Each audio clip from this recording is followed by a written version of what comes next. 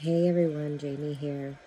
So, what came up for me in my journaling this morning was just this idea of what the hell do we do about our emotions that we have? Now, there's a lot of different opinions out there about what you do with your emotions, and what I think it boils down to, I don't know, this is just from my personal experience as someone with a therapeutic background that's also a coach. You know, as a child, I learned very early on somehow that emotions, they were not acceptable. So I'm a classic millennial. I'm in my 40s. And very early on, I was very ashamed and horrified whenever I had big emotions show up, which was really tough because I was an empath. And so my whole life was spent pushing the emotions down. And so now, as someone in their 40s who is wanting to process and release all of those stuck emotions that have been in here for decades, it's a lot of work. And so, what I personally preach is the importance of acknowledging your emotions, feeling your feelings, like feel to heal, then rise. I'm a huge proponent of acknowledging them, but also appreciating the purpose that they serve. Emotions are meant to be temporary. They are guests, they are visitors, they are the UPS delivery guy. They are not meant to get comfortable and stay the night at your house. They are meant to stop by, deliver a message, and then head out. Emotions, think about emotions, energy in motion, emotions. And here's the thing, I keep thinking of like Leila Hormozi, for example. Leila Hormozi is someone that talks about, I don't know exactly what her phrase is. She's got merch and everything, which I love, but it's something like, fuck your emotions, do it anyways, or something like that. It's more succinct than that.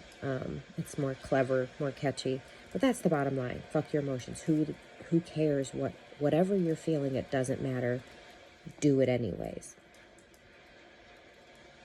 And I think of that as a temporary Band-Aid approach. I could be wrong. I'm happy to be proven wrong. But this is what feels right to me, based on my own personal experience, based on the experience of my clients, hundreds of people that I've coached and worked with. First of all, I can't even get into all this right now, but when we have a bunch of emotional trauma that's unhealed, a bunch of open wounds from our childhood or from our past, and that pain stays inside of us and it doesn't get addressed, that absolutely converts to dis-ease or disease in our bodies. So that's like a whole nother thing that I'm not going to get into right now. But suffice it to say, our emotions serve an incredible purpose. They alert us. They are our emotional guidance system. And I don't know where I heard that first. I don't know if it was Abraham Hicks. I don't know if it was Mike Dooley. I don't know if it was Jack Canfield. I don't know if it was Wayne Dyer. I don't know if it was Neville Goddard. I don't remember where I heard that first. But our emotions are our emotional guidance system, like a GPS, like an internal GPS. They are letting us know whether we are off path or on path, whether we are in alignment with our higher self or we're out of alignment with our higher selves, whether we are aligned with the divine, with God, with source energy, with the universe, or if something ain't quite right. And in order to be aligned, we would be feeling abundance, we would be feeling joy, we would feel good. all the good emotions, right? Anything that's lower level emotions, anything that's pain or suffering or sadness or depression or anger or frustration, they're all indicating something we're thinking, which causes us to feel, right? Something we're thinking is not aligned with our higher self. It's not aligned with the ultimate truth of abundance and joy and freedom and love.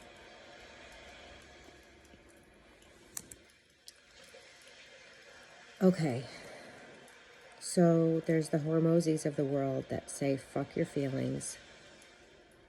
Like, push them aside and get the shit done. And then there's me kind of on the other side of the spectrum where I'm saying, acknowledge your emotions, honor your emotions, but know they are meant to be temporary. Don't dwell, don't get stuck, don't go down that rabbit hole necessarily. But they're messengers. They have a letter for you. They have a message for you. Receive it gratefully. Process it. Go, why am I feeling this way? What was I thinking? And then you can question that. You can question the validity of the thought. Is that ultimately true? By the way, if it doesn't feel good, no, it's not. Spoiler alert. And then move forward with anchoring into more empowered beliefs, more empowered thoughts that feel better to you. But, and then there's a lot of, like, for example, Abraham Hicks talks about, like, if it's too spicy of a topic, if it's too hot, if it's too much, drop it. And literally pivot to something completely different that's totally unrelated so that you can feel better.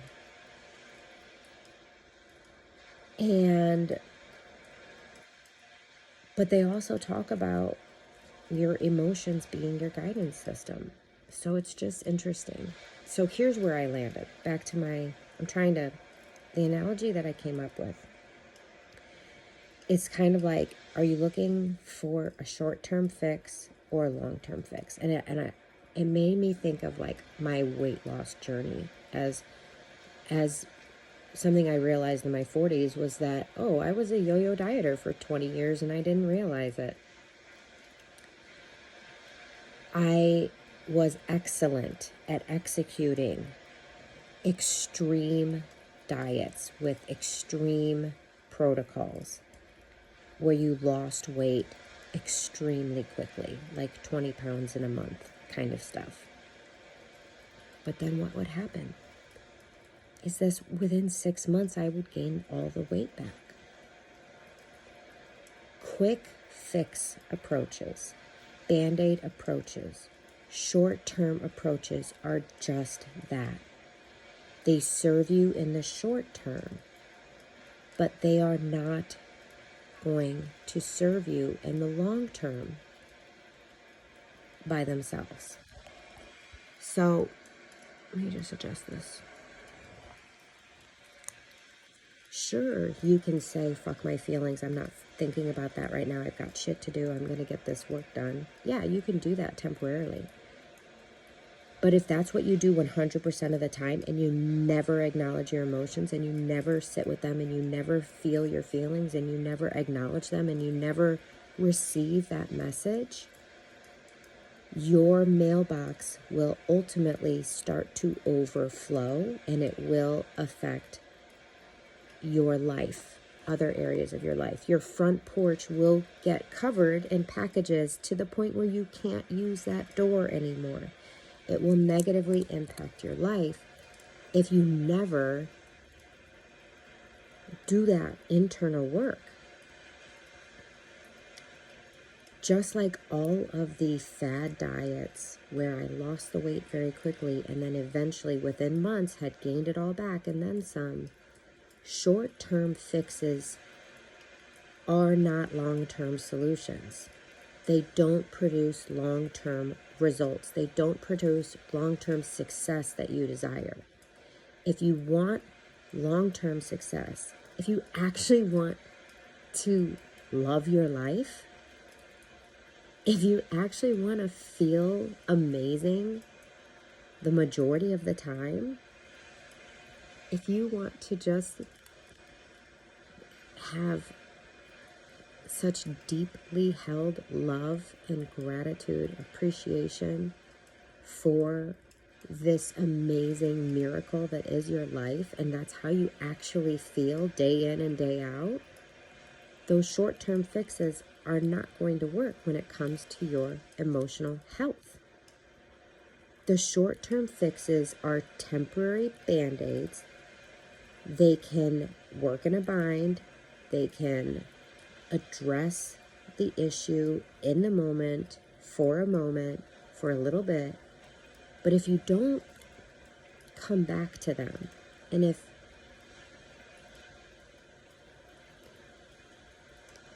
something I heard once that someone said is, listen to your body when it whispers, because if you don't, then you'll have no choice to listen to it when it's screaming. I fucked that up as well. I'm really bad at quoting people, and I'm really bad at remembering exact quotes. But the bottom line is, if we don't listen when it's right in front of us, it will build up and become this massive issue later, because we kept pushing it off, because we kept setting it aside, because we kept pushing it down, because we kept refusing to look at it because it was a little uncomfortable. The molehill will become the mountain, which we don't want. So the bottom line is, emotions, yeah, pay attention to them. And if in this moment you have no capacity to give your emotions attention, then make a commitment to yourself that before bed you will. And I will just share, because why wouldn't I? I have a tool available for this. I have a resource that you can purchase. My Aligned Planner it's got 90 days worth of morning and evening alignment practice, planner, journal, workbook pages. And I will just tell you, if you don't want to purchase the planner, one of the things that you do in one of the sections for every day that's on here is, who do you need to forgive? And there's a section in there that it's literally, what does it say? Notice any resentment, including yourself, and refer to the forgiveness workbook page. And I reference the Ho'oponopono mantra, which is, I love you, I'm sorry, please forgive me, thank you. It's literally a section for every single day. There's a section where if something's bugging you, if someone pissed you off, if you're frustrated, if you get triggered, if any of those things happen in your day, and if you're human, they do. If you're human, you get triggered at some point throughout your day. But the thing is, it doesn't have to ruin your day. It doesn't have to be more than a blip in your day. But if you can't address it in the moment, then the next best thing is to write it down. You can send yourself an email on your phone. You can make a note for yourself on your phone. If you had my Aligned Planner, you would put it in on that part on today's planner pages. And before you go to bed, it's actually part of the evening ritual. Before you go to bed, you process that shit.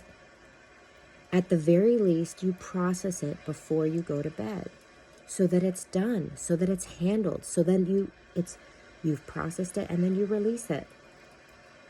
And it doesn't affect you moving forward. In fact, again, our emotions are messengers. Our emotions let us know that we were thinking something that was out of alignment with our true divine higher self, our true divine nature. We were thinking something that made us feel like crap. What were we thinking? That thought and that underlying subconscious belief, we want to shift that shit. We don't want to keep it. We want to pave a new neural pathway for a better, upgraded belief that serves us moving forward in our life. Okay? That's what we want to do. I hope this was helpful. I'm excited to have this channel where I just share what's coming through for me and trusting and believing that it's helping you live your best life. One video at a time, right? So your mission, should you choose to accept it, is to live and love your life on purpose. Bye, everyone.